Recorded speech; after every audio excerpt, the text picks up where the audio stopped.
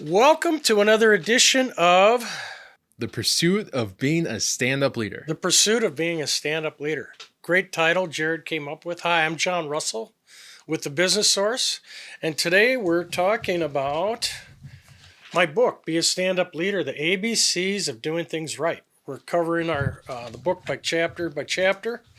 Jared's the ace videographer with his partner Lucas here, and we're diving into subjects. Today we're going to talk a little bit about discipline. Fascinating subject.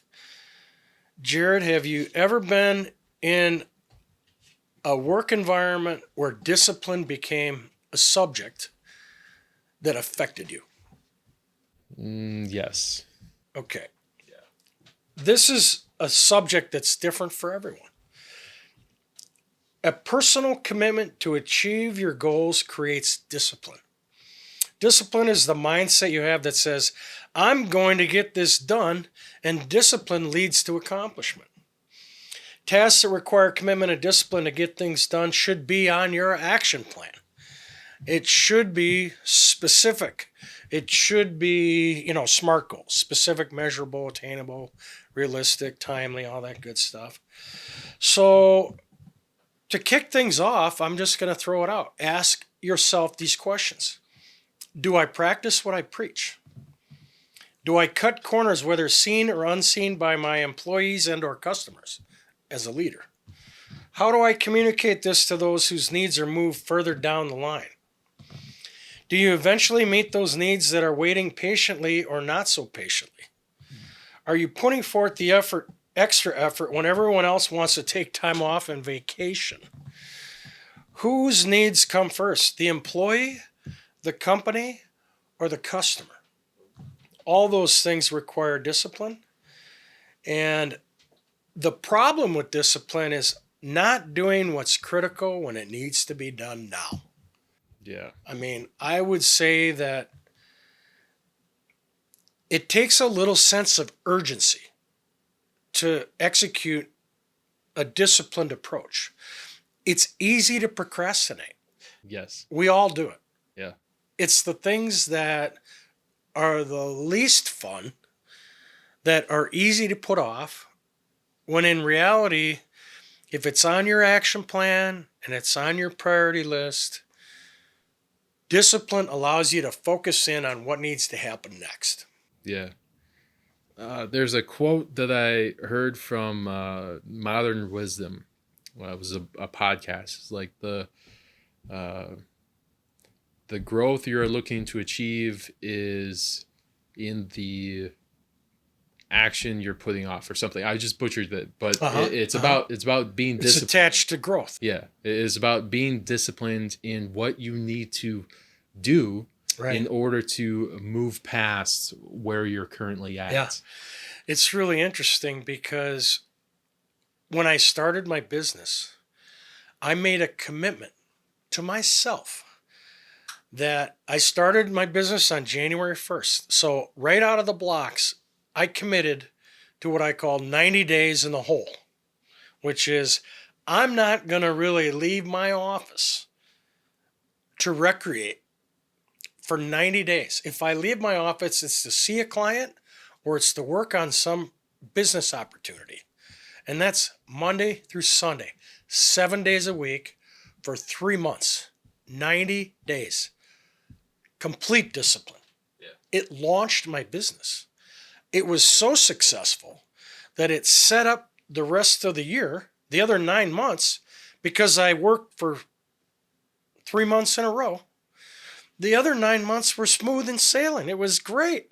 And then the next year, January 1st, 90 days. It wasn't a penalty for me. Right. It was me creating opportunity through discipline. Yeah. I like that. I think I've heard that before with like certain starts with an S. I don't know, something stint weeks or something, like the night monk mold or something like that, where you just like focus in. And I love that. A quote I've heard recently is how you do anything is how you do everything.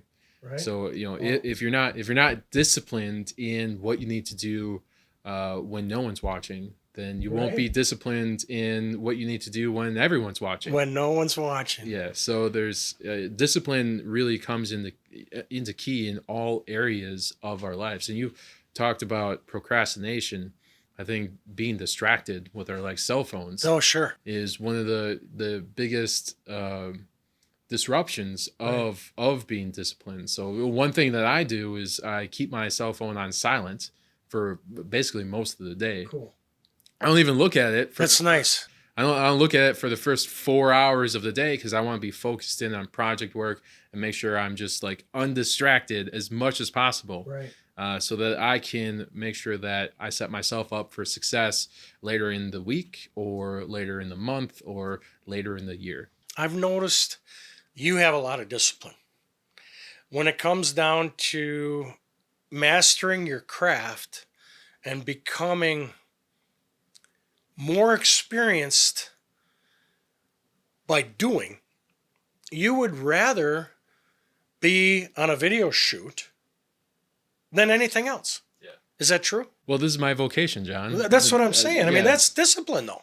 You'd be easy for you have other things that you could do, Yeah. but you're focused on your video business and being a videographer, expanding your skills. And that kind of discipline is what propels people ahead of the competition. Yeah.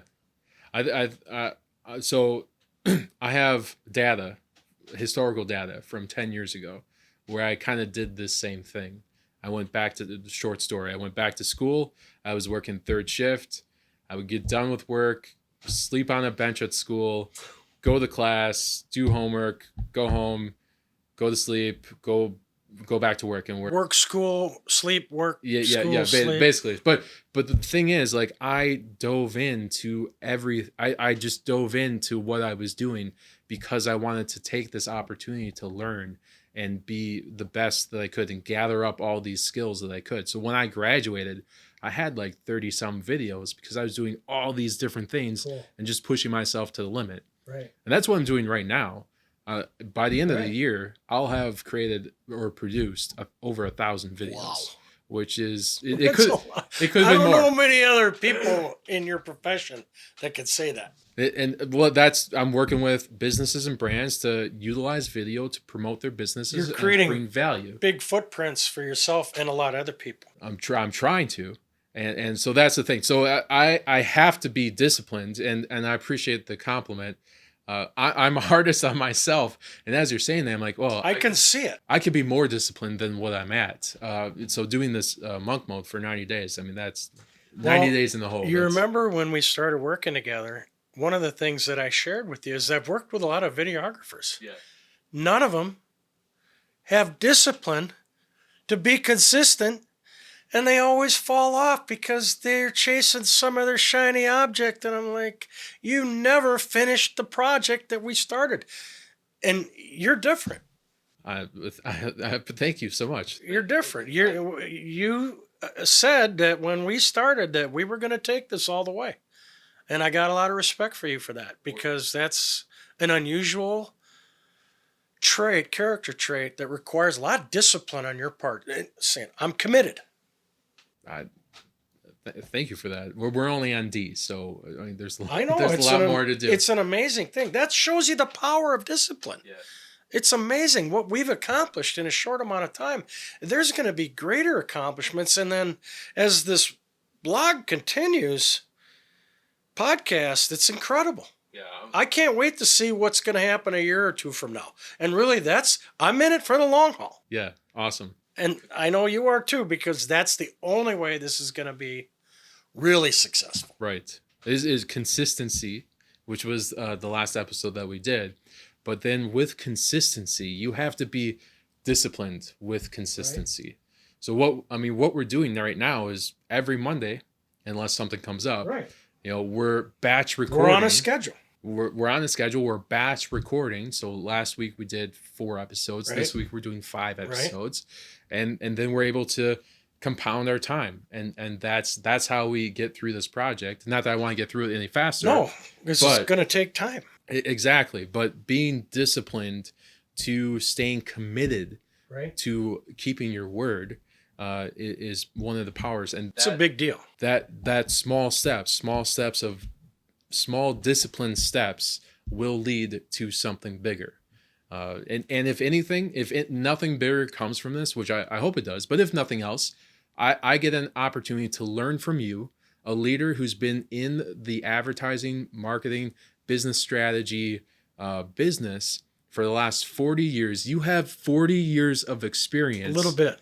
And I have the opportunity to have conversations with you about these It's subjects. a win-win. It's a win-win for sure. I get the chance to promote you and your business, the Business Source, through this video content. It's a win-win for both of us. So I'm extremely excited because I get to learn. We get to try different things.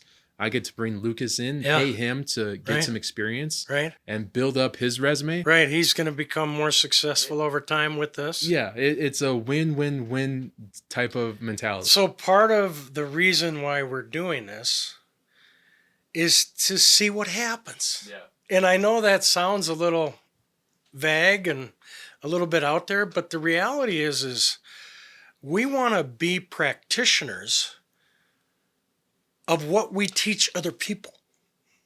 And it's called being a product of the product. Yeah. When I was in sales training, you had to bring your A game. You better be the best sales trainer because you're asking somebody to give you $100,000 to train their people. You better be a good salesperson. Yep. Be a product of the product. Yep. And that's what we're doing here is we're actually using video to help educate the public, not only about the book and what we're doing, but about the fact that you can use video and be consistent and have the discipline necessary to take it all the way through.